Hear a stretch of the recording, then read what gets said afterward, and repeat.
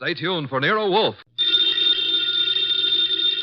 Ladies and gentlemen, the ringing of that phone bell means mystery, adventure. Nero Wolfe's office, Archie Goodwin speaking. And you've lost your... Oh. Archie, the answer is no. Hold on a second. The answer to what is no, Mr. Wolfe?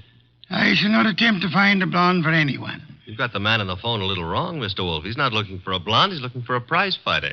Indeed. Have him come here. Okay. Mr. Wolfe will see you at 8. So long. I was all set to argue with you about taking the case. You gave in too fast. Nonsense. I'm fascinated by the thought of anyone misplacing a prize fighter. They're usually quite large, aren't they? They are. But what this guy is worried about is not only finding his boy, but finding him alive.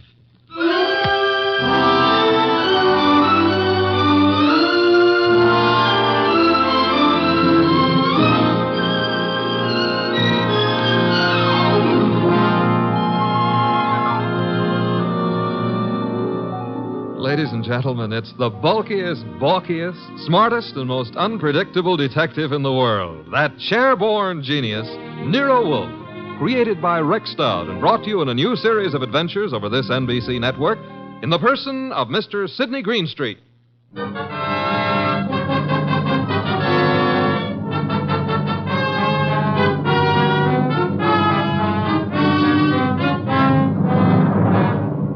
The case of the deadly sellout. That's what my boss, Nero Wolfe, called it. And it almost meant curtains for the firm of Wolfe and Goodwin. But let me give it to you straight right from the beginning. Although you ought to know that it wasn't until it was all over that I knew the very beginning of it myself. It all started in the New York flat of one Brock Rainey. Yes? The name is Jerry Fay. I'm supposed to know you? Being a very good friend of Pepe Gatto's, it's time you got to know me. May I come in? Oh, sure. You've got a problem, Miss Fay? Pepe took a fall at the garden last night against a coffee and bum named Eubanks, right? As far as I know, Sister, Gatto met his match. Please, Mr. Rainey, do me a favor. Skip the sausage meat. It happens I saw the $1,200 you counted out to him to take a quick dive in the first. You did? How else would I know? Okay, then here's my wrist. Slap it, Miss Fay. I'm a bad bull. Now, look, who's kidding who? I don't care if Pepe makes himself a few deals on the side. I should worry whether he gives those meat eaters on the benches a run for the ducats. What's it to me? If you're not worried, Sugar Plum, then neither am I. Also, I'm a very busy man. Not too busy to pay off, I hope. Pay off? To who? To me. For what? For keeping it to myself that you collected $5,000 from the Eubanks crowd for getting Pepe to take that dive. Certain people might not like to hear it. Miss Fay. Yeah? Drop dead. I don't think we understand each other. Which is just as well. Now get out of here. There's something Blow, else. bimbo. Okay, Mr. Rainey. Have it your way. I'll go find someone with a more sympathetic ear. Someone like Lawson. Arnold F. Lawson. So long. Wait.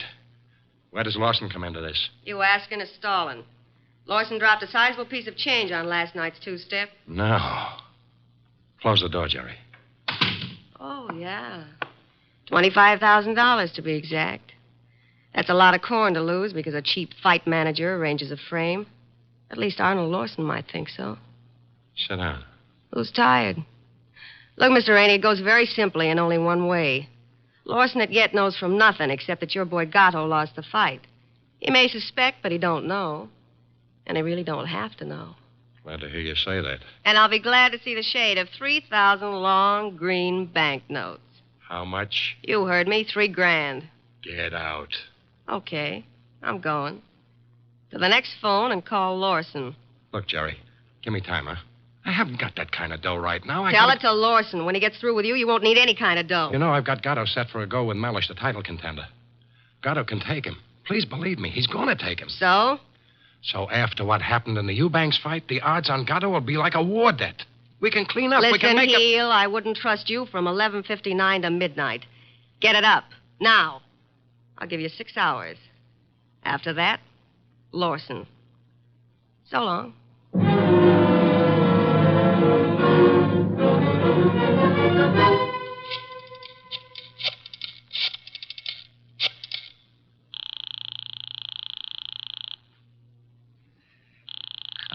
Come on. Hello, Rainey, this is Gatto. Hiya, Pepe. Look, the boys dropped in on me at the office at Mindy's. Lawson wants to see me. What? Lost? Look, Bum, I'm the one with the cauliflower ears. You heard me, and what do I do? Nothing. But... Don't go near him. Stay home. Let me take care of it. How? What'll you do? I don't know yet, Pepe, but I'll find a way. How did he find out? Your girlfriend. What? She wouldn't do that. She hates the guy. Hate him or love him, she told him. I can't believe it. I suggest you call our little doll Jerry and give her your regards for the double cross. Meanwhile, stay put in your apartment. Don't move. But, Rainey... Hello?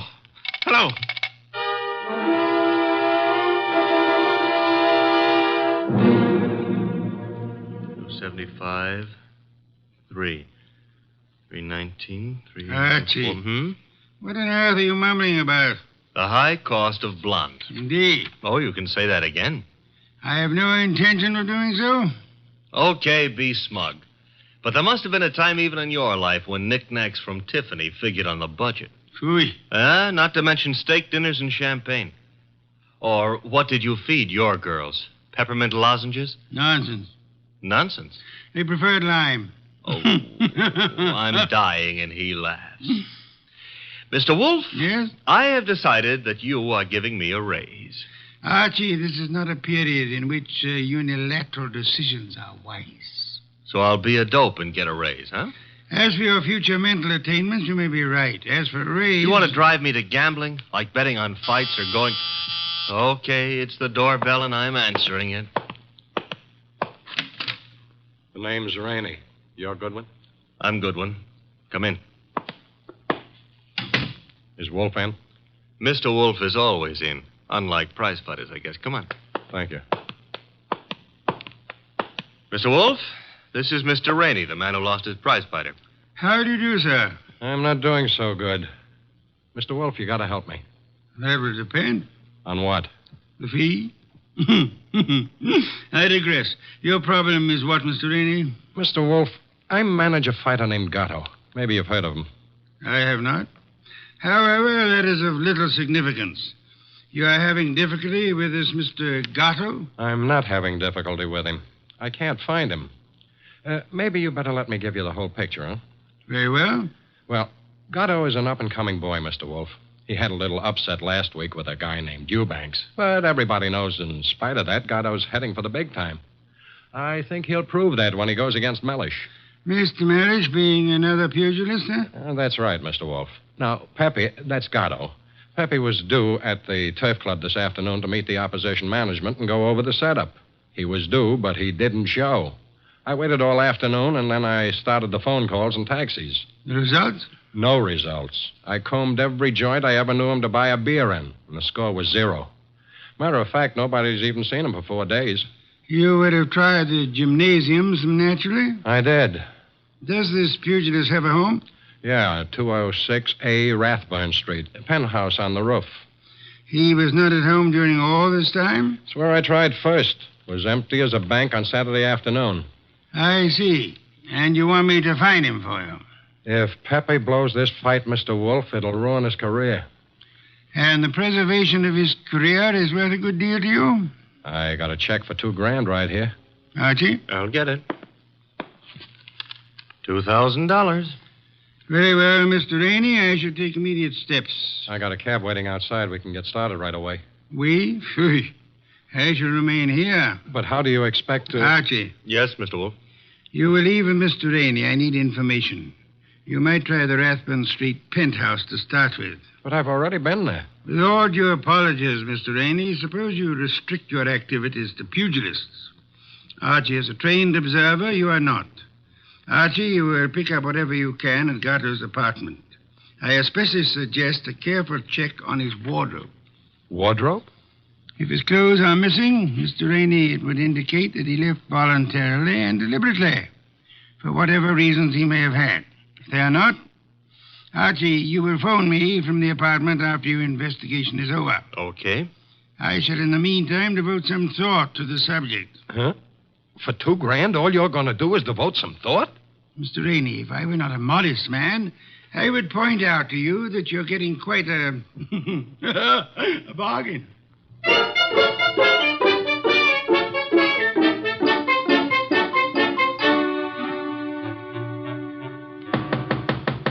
Gatto? Gatto? He's not here. I told you that. I was up here before. He left the door unlocked? I had a key. Guess I forgot to lock up after I left. Now, let's look around. Bathroom? Yeah. Empty. It's a nice penthouse. That a closet? Yeah. What do you think? He's playing hide and seek? Try it. Okay. Anything in there? Nothing I'm looking for. What's that you found? A hat. Well, let's see. A lady's hat. Yeah, smart and expensive. Label reads a Madame Yetta original. That bunch of lace and feathers cost somebody a fast $50. Yeah, probably one of his girls left it behind. And maybe she'll call for it. Come on, we'll take a gander out on the roof. I took a gander out there. It's bare as a bone. What have we got over there with the chimney? Where? Over there. Just an old awning. Got blown down in the storm last month. Be right with you. What are you doing? Looking under it. Oh, brother. You found him. Yeah, we found him, chum. A little late. 2 holes in his dorsal development and dead as a clay pigeon. Yeah. Well, what have you got to say? Well, now at least the bookies will cancel all bets. We both save our dough. Yeah. I got to phone Mr. Wolf.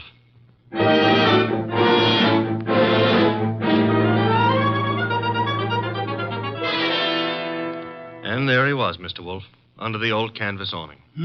Where's the hat? Oh, this is it. That's it, boss. Snazzy number, no? Where'd you find it? On the floor of the closet. You're right, Archie. Frothy little bit of millinery caprice. Have you any idea whose it may be, Mr. Rainey? I wish I did. You have to find out. Well, how, boss? The hat is an original. See, the label under the band reads a Madame Yetta original. Tomorrow morning, Archie, you will interview Madame Yetta. Yes, boss. And discover in your inimitable fashion for whom she made this chapeau.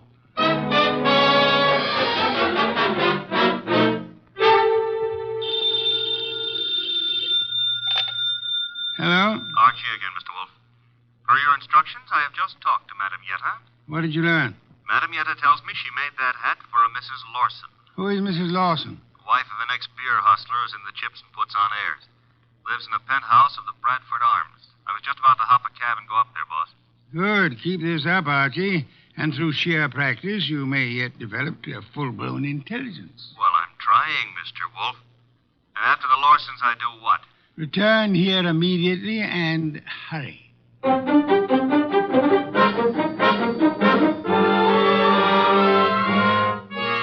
do you do, Mr. Lawson? Oh, Mr. Goodwin. My secretary tells me you're a detective. My boss might argue with you on that, Mr. Lawson. Your boss? It happens I work for Nero Wolf. I see. And you wish to see me about... About this hat. Hat? Oh, I see, yeah. Well, Mr. Goodwin, please believe me, I never wear hats like that. Would your wife be likely to say the same? My wife? Just what are you getting at? Would I seem too nosy if I asked how well you and your wife know Pepe Gato? How well do we know who? Pepe Gato. The pug? No, not such a pug. No, huh? I lost $25,000 on him in the Eubanks fight. If you ask me, he laid down like a dog. And did you talk it over with him? Talk it over with him. Never seen the man in my life. Not even at the fight? No, I placed the bet over the telephone. I'd scarcely have anything to do with a character like Gatto, Mr. Goodwin. You surely won't from here on out, Mr. Lawson. What do you mean? Gatto is dead. You don't say. He was murdered last night. Murdered? And what would you say, Mr. Lawson, if I told you that this hat is your wife's and that it was found in a closet in Gatto's apartment? Now, wait a minute. Let me get this straight. Are you implying... Not implying. Facts are sticking out. What time was this dumb brute done away with? Oh, I'd set it at somewhere between 5 and 7 p.m. last night. Well, you said it very conveniently. Thanks. Why? My wife and I drove out of the city at 4:30 yesterday afternoon. Didn't get back until 2 this morning. And this hat? It took wings and flew into Gatto's closet? Is that the answer? No, that's not the answer. Then what is? This is. A month and a half ago, I was with Celia on a bus stop. She was wearing that hat, and the wind blew it off her head. I see. And from there, we figure that somebody picked it up, and it finally wound up at Gatto. You can figure anything you please. Personally, I don't feel in any way obligated to figure anything. Darling, I was just on my way out and... Oh, I'm sorry. I didn't realize you were busy. Yes, I am busy, Celia. Wait a minute. He's not all that Run along busy. now, dear. You'll be late. But I want to talk Run to you. along, Celia. Yes, darling. Sorry. I'll see you later. Beautiful. Really beautiful. I've always thought so, Goodwin. You, didn't give me much of a chance to talk to her, did you, Lawson? If I didn't, it's for your own good. My good. I don't get it. Celia's a sensitive person, and I won't have her bothered.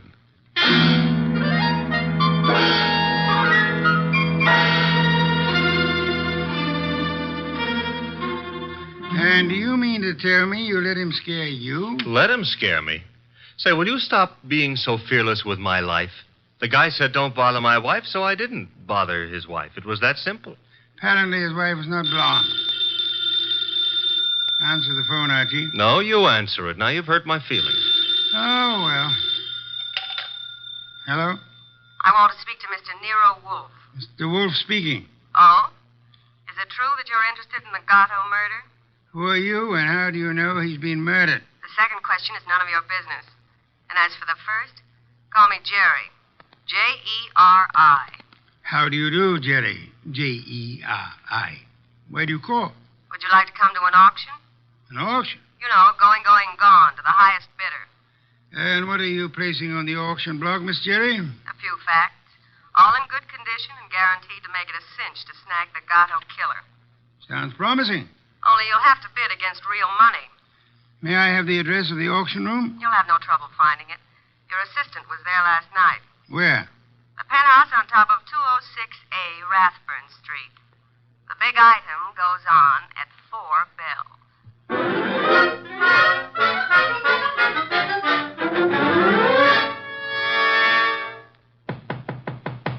Yeah? Who is it? Man named Wolf sent me. Just a sec.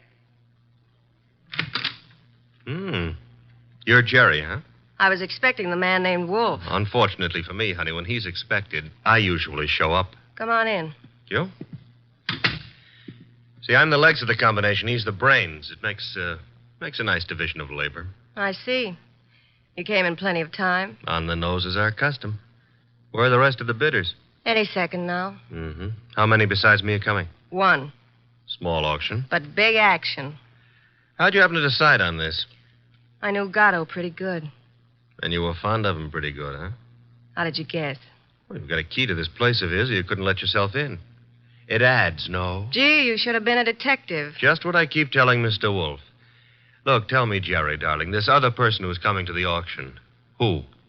The killer? You don't say. You sure the killer isn't here already? Look, I didn't kill him. The story you would like me to believe is that you witnessed the killing, huh?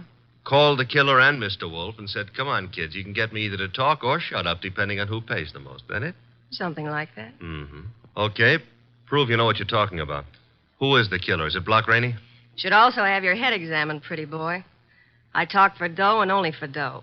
Not that I'm mercenary or anything, but... Okay, tell me this. How come you saw the killer in the act? Simple. I was here with Gatto. Called me to come see him. While I was here, the shot came through the window there from the roof. You know something, sweetheart? What? I can't understand how a girl like you, a pretty nice girl under all that paint and powder and Broadway shellac, how you could do a thing like this. You were in love with Gatto. I know that. Everybody does. And still you're willing to keep your mouth shut if the killer pays enough. How come? What's the matter, honey? Did I hit a tender spot? I don't think you understand. Sure, I was in love with the goof. Then along comes this other dame. She's rich and beautiful, and she has everything to give him. Ooh, do I know her? Of course you do. She... Jerry. Oh. Jerry.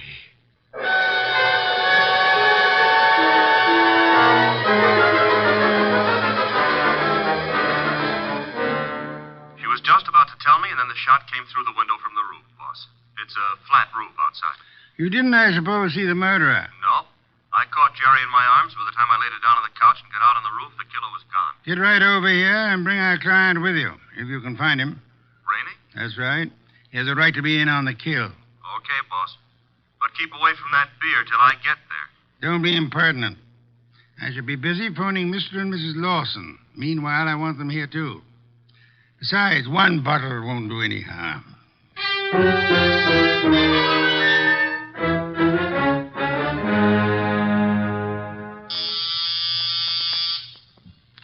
Ah, there they are. Let them in, Archie.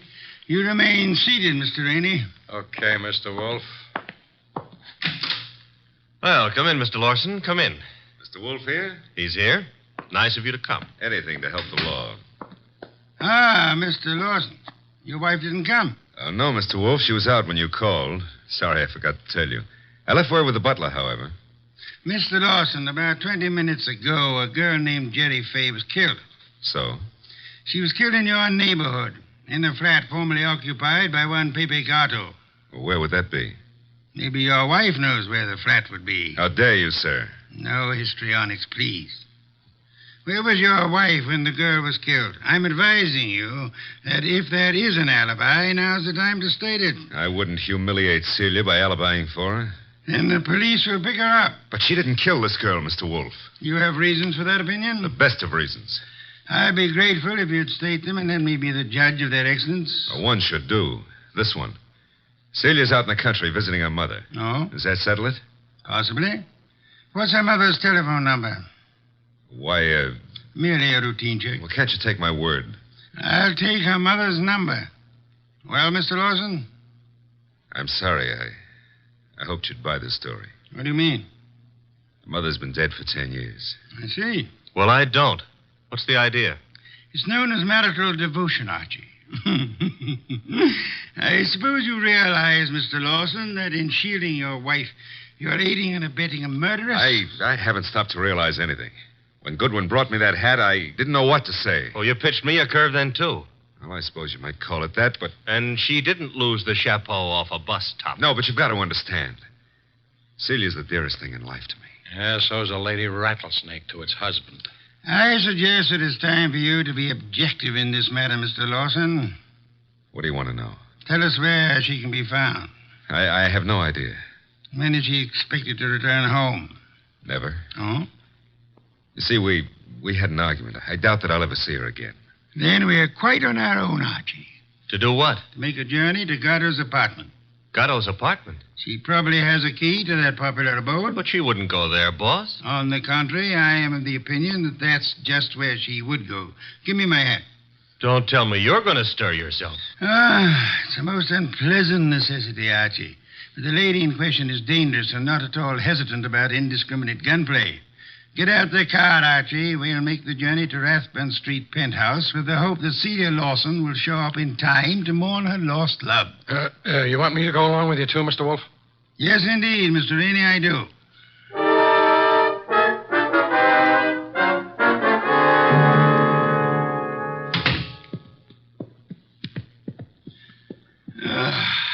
I trust this chair will hold me. Should. Biggest chair in the house. Mr. Wolf. Yes, Mr. Rainey? Mr. Wolf, am I to understand that the way you have it figured is that Mrs. Lawson killed Gatto, and then to keep the girl from pinning the crime on her, she killed her, too? What's the matter, Mr. Rainey? Don't you think the theory holds water? Well, yes. I mean, of course it does. Thank you. On the other hand, there is room for doubt. I'm glad to hear you say that, Mr. Wolf. Would you mind explaining? I'll explain, Mr. Lawson. Mr. Goodwin was in this room when Jerry Fay was killed. Right, Archie? Right, boss. He ran as quickly as he could out onto the roof, but your wife was nowhere in evidence. What difference does that make? A good deal, I'd say. Wouldn't you, Archie? Yes, a detail like that would give a jury room for doubt. Oh, don't be a fool. How so, Rainey? Well, I was about to agree with Rainey. I mean on sheer logic. I'm afraid I miss your point, Mr. Lawson. Well, what if Goodwin didn't see her? That proves nothing. She fired the shots, and then she ran down the fire escape.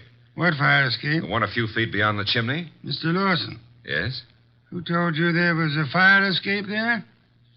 Why, Yeah, who did? You can't see it from here, Lawson. well, I just imagined there might be.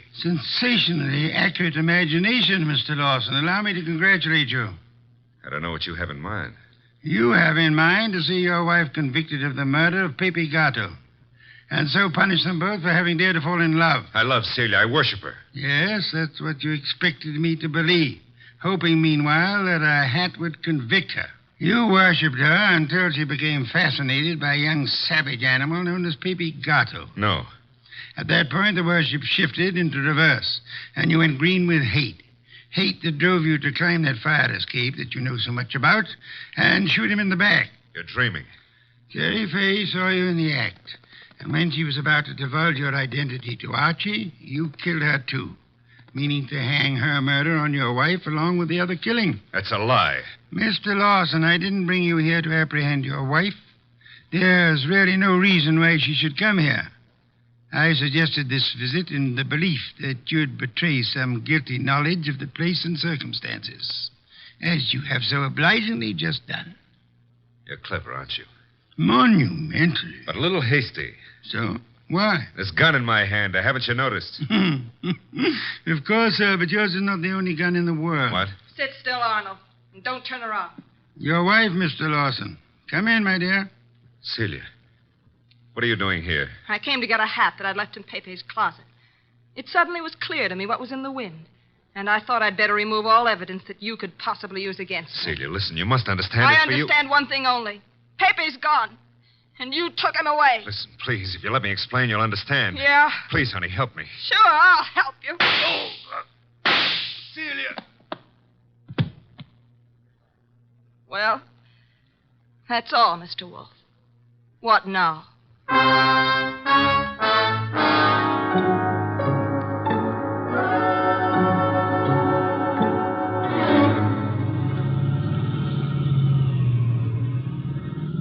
Archie, why is it when you drive it always gets so crowded outside? Will it go tough on her, boss? Why not? She killed a man in cold blood. Though she actually saved our lives while doing so. I hope that helps her at the trial. I hope so, Archie. After all, if she hadn't done what she did, what would have happened to the lobster bisque? What lobster bisque? The lobster bisque that Fritz is making for dinner. Hurry, Archie. It really can't be appreciated unless it's eaten hot.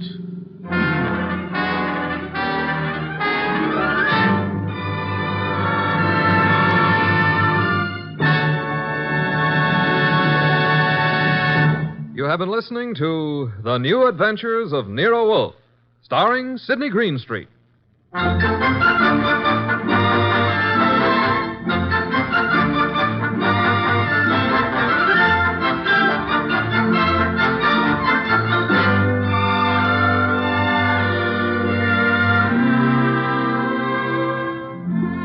Tonight's transcribed story was based on the characters created by Rex Stout. This is an Edwin Fadiman program, produced and directed by J. Donald Wilson.